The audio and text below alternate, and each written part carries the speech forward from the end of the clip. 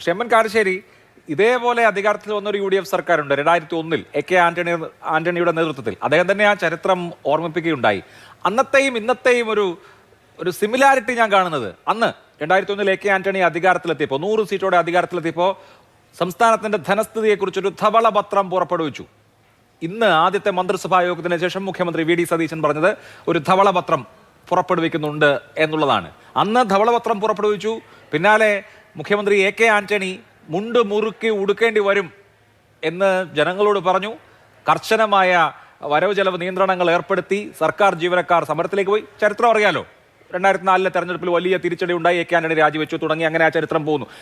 ഇവിടെ സാമ്പത്തിക സ്ഥിതി മോശമാണല്ലോ എന്ന ഒരു മുൻകൂർ ജാമ്യം എടുക്കാം എന്നുള്ളതിനപ്പുറത്ത് ജനം വല്ലാതെ പ്രതീക്ഷിച്ചിട്ടുണ്ട്. അത് ഈ മാന്ത്രിക വടി വീശി എന്തെങ്കിലുമൊക്കെ ചെയ്യണമെന്നൊന്നുമല്ല, പറഞ്ഞ കാര്യം ഡെലിവർ ചെയ്യണം എന്നുള്ളതാണ്. പറഞ്ഞ കാര്യം ഡെലിവർ ചെയ്യും VD സതീശന്റെ സർക്കാർ. അതിന്റെ ആദ്യത്തെ സൂചന ഇന്നുണ്ട് എന്ന് കരുതുന്നുണ്ടോ?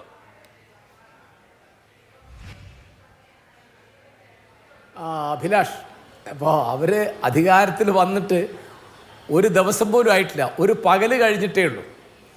അപ്പോൾ രണ്ട് കാര്യം അവർ പറഞ്ഞത് സ്വാഭാവികമായിട്ട് എല്ലാ മലയാളികൾക്കും വലിയ ആശ്വാസമായി. കാരണം പ്രവർത്തകരെ അവർ മറന്നുപോയില്ല. പിന്നെ വയോജനങ്ങൾക്ക് വേണ്ടി ഒരു പ്രത്യേക വകുപ്പുണ്ടാക്കുന്നു എന്ന് പറഞ്ഞു. പിന്നെ ആന്റണി നേരത്തെ തന്നെ തൻ്റെ പിൻഗാമി VD സതീശൻ അധികാരമേൽക്കുന്നതിന് മുമ്പ് തന്നെ ആദ്യം കുറച്ച് കയ്പൊക്കെ ഉണ്ടാവും, വലിയ അങ്ങേയറ്റത്തെ കാര്യങ്ങൾ പ്രതീക്ഷിക്കരുത്, അങ്ങനെ പറയരുത് എന്ന് ഒരു മുൻകൂർ ജാമ്യം എടുത്തിട്ടുണ്ട്. പിന്നെ വലിയ പ്രതീക്ഷ ഉണ്ടാക്കി എന്നുള്ള യാതൊരു തർക്കവുമില്ല.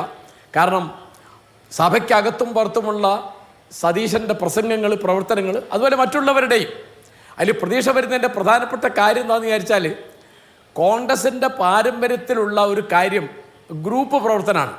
ആ ഗ്രൂപ്പ് പ്രവർത്തനത്തിന് അതീതമായി അതിനെ വകവെക്കാതെ 5 കൊല്ലം പൊതുവിൽ UDFനെയും പ്രത്യേകിച്ച് കോൺഗ്രസിനെയും കൊണ്ടു നടക്കാൻ സാധിക്കും എന്ന് സതീശൻ തെളിയിച്ചു.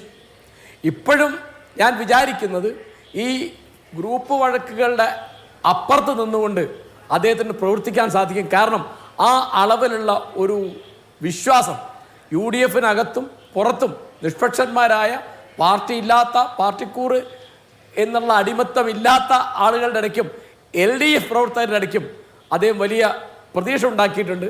അതാണ് ഈ ഫലം കാണിച്ചത്. അമ്പലപ്പുഴയിലും തളിപ്പറമ്പിലും പയ്യന്നൂരിലും ഒക്കെ CPM വിമതന്മാർ ജയിക്കാന്ന് പറഞ്ഞാൽ CPMകാർ കൂടി വോട്ട് ചെയ്തിട്ടാണല്ലോ. അപ്പോൾ അവർ കണ്ട ഒരു പ്രതീക്ഷ തീർച്ചയായിട്ടും സതീശനാണെന്ന് ഞാൻ വിചാരിക്കുന്നു.